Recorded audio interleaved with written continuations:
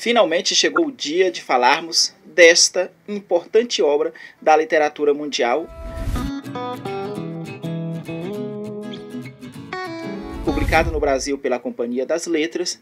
O livro 1984, de George Orwell, foi publicado no ano de 1949 e traz uma distopia, ou seja, uma previsão negativa do futuro, um futuro, segundo aqui o livro, que se passa no ano de 1984. Porém, esse livro continua atual. Ele apresenta o mundo que está dividido em 3 nações, sendo Eurásia, Oceânia e Lestásia. E o autor, ele faz ali no primeiro capítulo uma apresentação da Oceânia, que é um lugar onde um dia foi Londres. E ele vai apresentar como era o convívio do personagem principal, que é o Winston, e como é que esse personagem ele se comportava, como era o ambiente em sua residência, como era o ambiente em seu trabalho. E ali a gente vai podendo ter uma informação, um contato com o ambiente daquelas pessoas. Assim como o livro está dividido em 3 capítulos, as camadas sociais da Oceânia, que é apresentada aqui no livro, também eram 3. Lá no topo tinha o núcleo do partido, um número bem pequeno. No meio da camada tinha as pessoas que eram externas, como eles chamam, externos ao partido, que eram pessoas ligadas ao partido, porém eram as pessoas que estavam mais distante do núcleo do partido. E essas pessoas, elas eram constantemente vigiadas. Principalmente essas pessoas que se encontravam, no meio da camada social, no meio da pirâmide, vamos falar assim, elas eram constantemente vigiadas, fosse no trabalho, no banheiro, em suas residências, em todos os locais. Haviam grandes telas, televisões, vamos dizer assim, e essas telas, elas estavam, não era somente para os personagens, para as pessoas assistirem, mas todas as ações que essas pessoas faziam, elas estavam sendo vigiadas. Aqui há uma parte também que eu acho interessante, porque não eram somente as teletelas que vigiavam, que observavam as pessoas, mas os próprios familiares, eles estavam um vigiando o outro constantemente. Os filhos vigiavam os pais, porque eles tinham um processo de ensino muito forte e eles achavam que eram a representação máxima do grande irmão, do partido. Então, se fosse preciso entregar os pais à morte para poder salvar os ideais do grande irmão, eles o fariam, eles não contestavam se o que o pai fez ou deixou de fazer tinha alguma razão ou não. O que eles queriam era defender o grande irmão. Então, era uma sociedade, talvez, não muito diferente da nossa, onde nós somos constantemente vigiados uns pelos outros, onde as brigas políticas, econômicas, estão cada vez, e até sociais, estão cada vez nos distanciando uns dos outros para defendermos, às vezes, interesses que não são os reais interesses que deveríamos estar debatendo no momento. Algumas pessoas levaram a entender o livro de George Orwell como uma crítica ao socialismo soviético. No entanto, o livro em si, ele faz uma abordagem, uma crítica muito forte à perda da liberdade, ou seja, aos governos que são ditaduras, como a gente falou no último vídeo, que você pode encontrar aqui, acho que é aqui mesmo do lado esquerdo, onde você pode encontrar, onde a gente falou da teoria das formas de governo, e Norberto Bobbio ele vai falar que os governos totalitaristas hoje são governos que a gente chama de ditaduras. Então, neste livro, os personagens, eles estavam sobre um regime totalitarista, uma ditadura, e com todos os quesitos que é apresentado no livro, a teoria das formas de governo. E aqui, então não é uma crítica ao governo socialista da União Soviética, mas uma crítica a todos os governos que tiram a liberdade do povo. E essa liberdade hoje, se nós olharmos e prestarmos bastante atenção, nós vivemos sobre a restrição de liberdade. Com a desculpa de termos mais segurança, a gente acaba colocando câmeras em todos os lugares para nos filmar, ou seja, nós estamos constantemente sendo vigiados. Até a nossa webcam que a gente usa no computador é uma ferramenta de busca e que as pessoas acabam, isso aqui não é nenhuma teoria da conspiração, basta observarmos que de fato isso já acontece. Então, aqui o livro 1984, George Orwell, ele traz essa crítica, às perdas de liberdade, onde em busca de certa segurança, as pessoas acabam renunciando às liberdades. compõe o lema do partido remete muito à realidade que é composta no livro. Vou repetir as frases.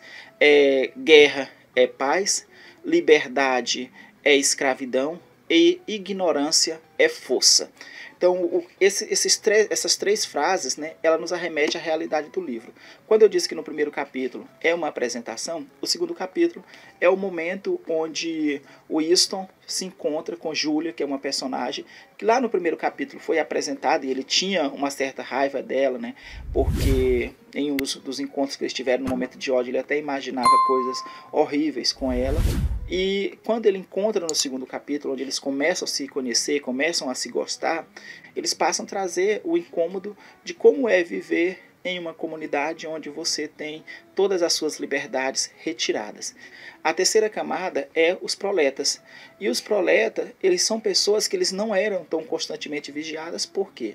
Porque o partido considerava essas pessoas, né, e elas representam 85% da população da Oceânia, o partido considerava elas tão ignorantes que não precisavam ser vigiadas, elas não teriam capacidade de se organizar, como o próprio Winston fala, né? Ele fala que se há esperança, a esperança está nos proletas, em os proletas se organizarem, porém o partido acreditava que esse grupo era tão ignorante que eles não seriam capazes de se organizar para reivindicar aquilo que era a retomada da liberdade. E aqui, dentro da maneira que o partido conduzia a organização da Oceânia, tinha apenas 3 ministérios: o Ministério da Verdade, o Ministério da Pujança e o Ministério da Paz. Simbolicamente, esses nomes não refletem em nada aquilo que eles estão escritos. O Ministério da Verdade, ele era verdade por quê? Porque ele criava as verdades que o partido achava interessante. Há uma frase do próprio George Orwell que ele diz que a história foi escrita pelos vencedores, ou seja, quem está no domínio, quem está no poder, essa pessoa é quem escreve a história. E assim acontecia aqui no livro. O partido, ele tinha uma visão, e aí de repente, se ele mudasse de opinião, ele reescrevia todas as histórias, reescrevia os livros, reescrevia os filmes, as peças de teatro para que as pessoas se convencessem. E aí chegava a tal ponto que as pessoas elas não sabiam mais o que era verdade. Elas confiavam plenamente naquilo que o partido apresentava e elas às vezes duvidavam, né? Elas, quando eu digo, refere-se ao Winston, que tinha essa dúvida, né? Talvez porque ele trabalhasse dentro do Ministério da Verdade e ele fosse uma pessoa que fosse responsável por transformar, né, aquilo que estava inscrito na verdade que o partido queria. Outra forma que o governo tinha e que ele buscava era a restrição da gramática, né, do vocabulário que era vigente, ou seja, tinha-se um idioma chamado Nova Fala e esse idioma ele era feito para reduzir a quantidade de palavras. Então, imaginemos, o nosso processo evolutivo, ele deu-se muito graças ao processo da escrita, ao processo da fala. À medida que fomos criando, imaginando, criando palavras, o nosso processo evolutivo foi acontecendo.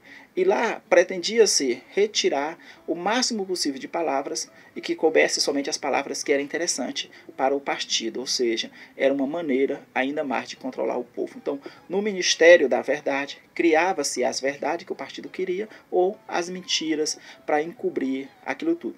O Ministério da Guerra, como ele diz, guerra é paz. Para eles, aqui na Oceânia, eles viviam constantemente em guerra. E essa guerra ela era provocada por quê?